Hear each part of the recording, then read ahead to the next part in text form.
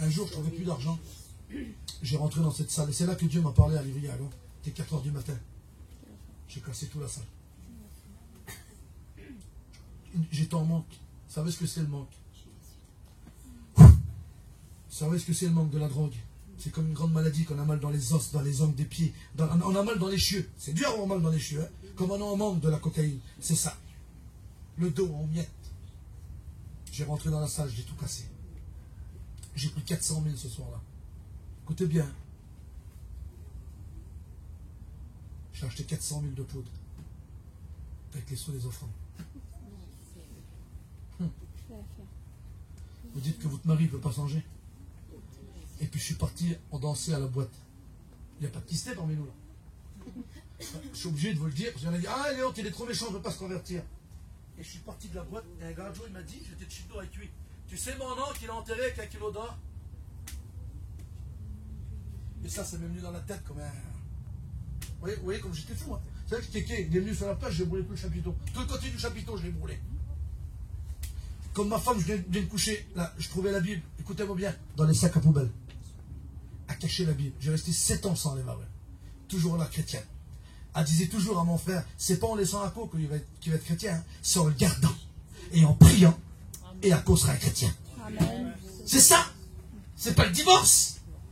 C'est pas ça, elle disait. C'est pas ça. Mais laisse-le, non, je veux pas. Mon père, il apprenait toutes ses affaires, et puis il faisait moitié-route, et elle a revenue sur la route. Tu reviens dans le petit oui, je peux pas le laisser. Je suis une chrétienne. Beau ça. C'est beau les réunions. Et Dieu a écouté sa prière à elle. Parce que j'étais abandonné de tout le monde. Tata, maman, tout ce que vous voulez là. Personne avec moi. Kratel. Je m'en allais de Chorinf. Je revenais sur mes pas. Elle avait le foulard sur la tête. Puis elle disait, Seigneur, touche-le là où il est. Bénis-le là où il veut.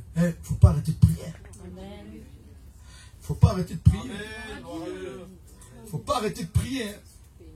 Celui qui arrête de prier, c'est qu'il est désarmé, il n'en peut plus. Non, non, je veux prier, Seigneur. Je veux prier, Seigneur. Je vous dis pas le reste, ça va pas. Faut que je prie avec vous là. Le reste, ça sera pour plus tard. Trop méchant. Trop méchant. J'étais trop méchant pour la drogue. Et j'étais dévoilé. Le dimanche matin à la réunion par le frère Tapolo qui est près du Seigneur. Je suis revenu à la réunion pour voir qui mettait les sous. Et il m'a dévoilé comme ça. Vous savez ce qu'il a dit? Vous avez vu? On s'en fait prendre les sous. Mais Dieu m'a dit, l'homme qui a pris les sous, il est dans la réunion ce matin. Et les sous qu'il a pris, c'est pour acheter de la drogue.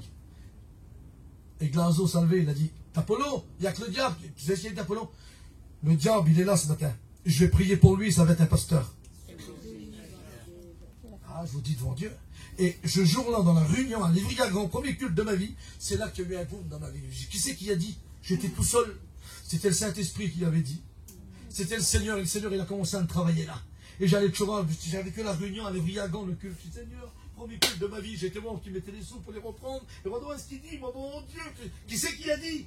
Puis j'ai dit en plus, j'ai dit, comme il a passé un court moment de sa vie, j'ai dit, il était content. Et aujourd'hui, je suis là. Et je suis pasteur. Et je vais essayer de rester. Amen. C'est pas facile. Hein?